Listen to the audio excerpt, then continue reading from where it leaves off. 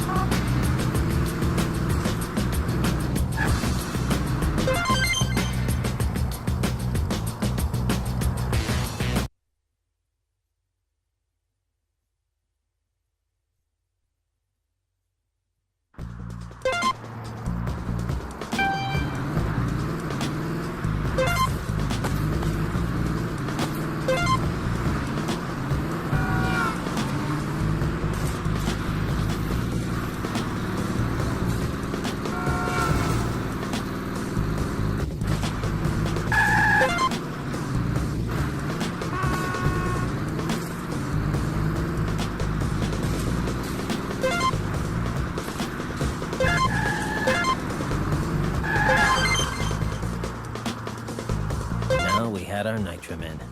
Left Ear handled it with kid gloves on the ride back.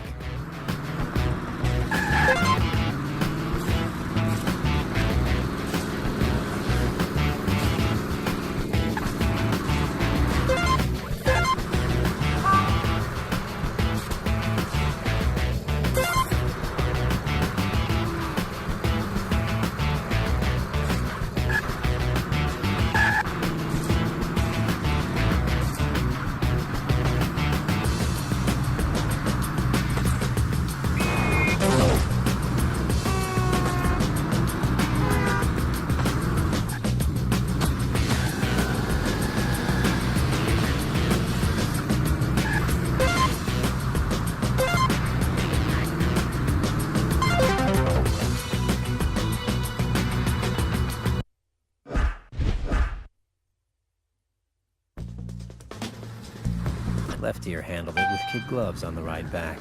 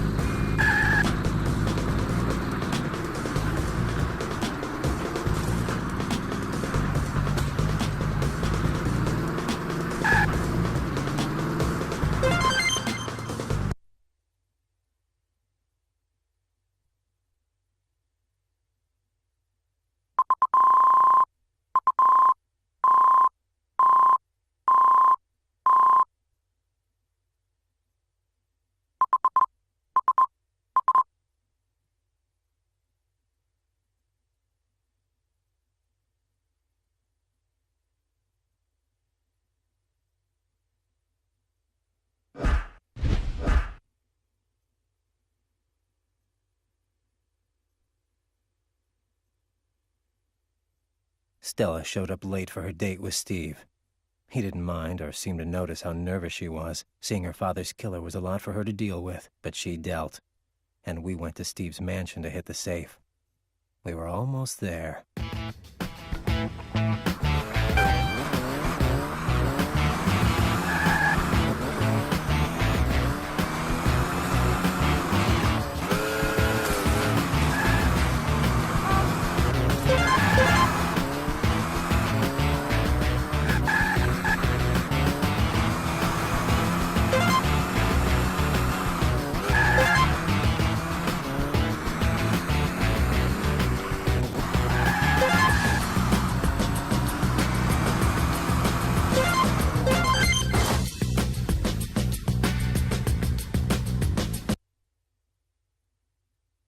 there's one thing that can screw up great plans. The unexpected. Turns out Steve's neighbor was having a party. A big party. No way we were blowing our way into Steve's tonight. And Stella's date? That started going pretty badly when Steve figured out who the hot cable girl was. I had to get her out of there and fast, while Steve sent his goons after us.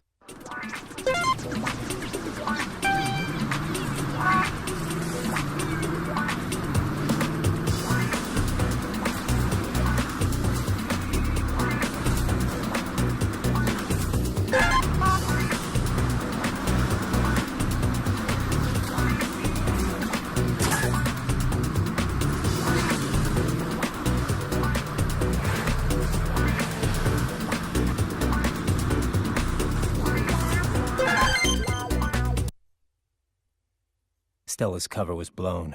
Steve knew we were all alive and after his gold. Then he made a mistake. From Lyle's phone tap, we knew Steve had decided to move the gold. It couldn't have been better. Now the gold was coming to us.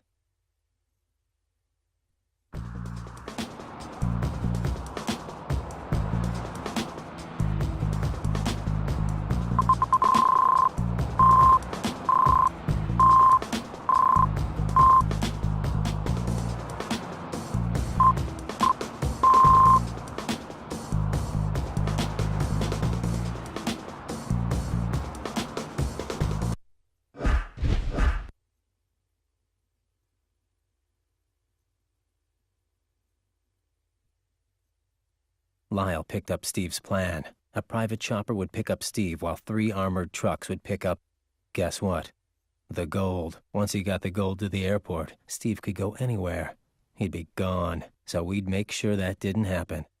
Lyle could cook up the worst traffic jam in LA history, then we'd boost the trucks. But what about Steve watching from the air? That part was easy. Get the truck to a place where Steve couldn't see. Under the street, down to the LA Metro. Who says the subway isn't the way to go? Steve would be blind, and we'd have the gold. Now to test the whole thing out. We needed Stella to drive, and she had to be good. A little road test action was called for. Lyle shut down the Metro, while Rob and I set the pace.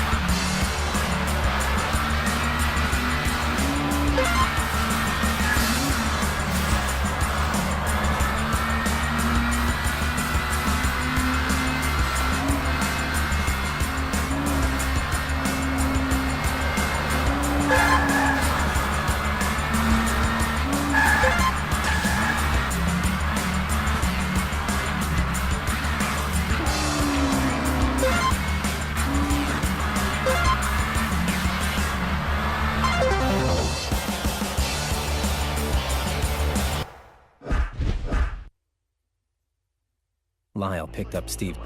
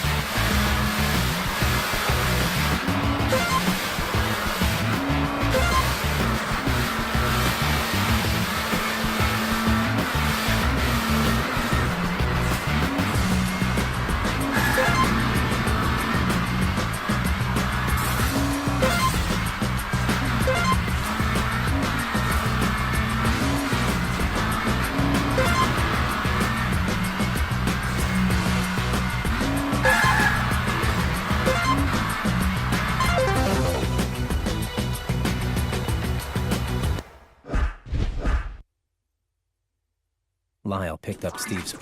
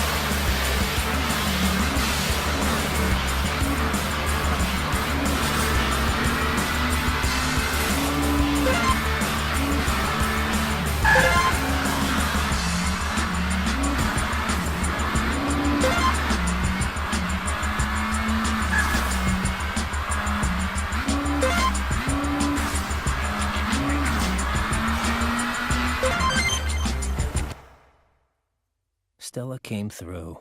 Was there ever a doubt? Now we knew we had the time we needed, the perfect place, and the perfect getaway. It was, as they say, showtime.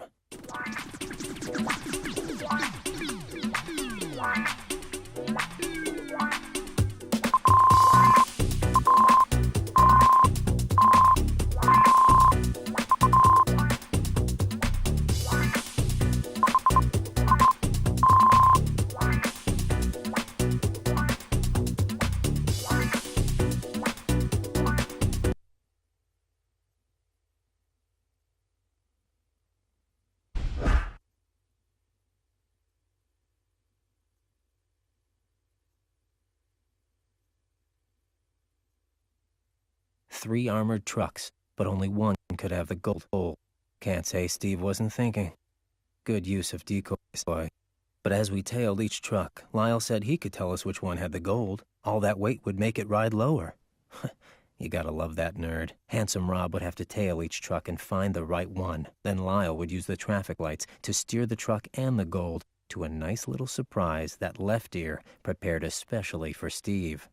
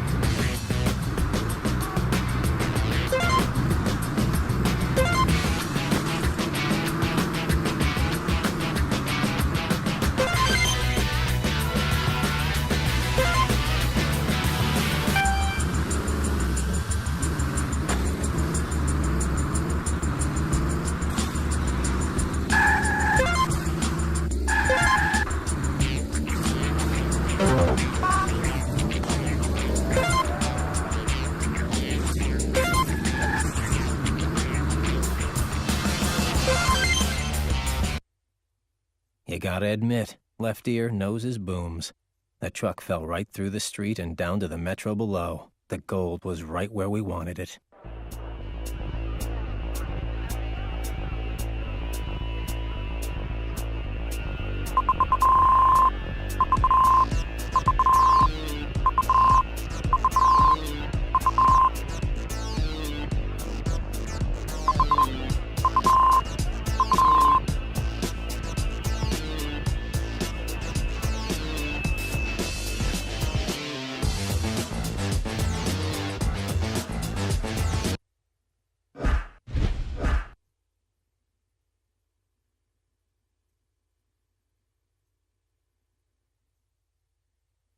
A big plate covered the hole in the street, and just like that, Steve could see his truck was gone. Rob picked up left ear and followed me and Stella in our minis to the truck. We could take out the drivers and grab the gold before Steve even had a clue what happened. Hey, who says stress isn't fun?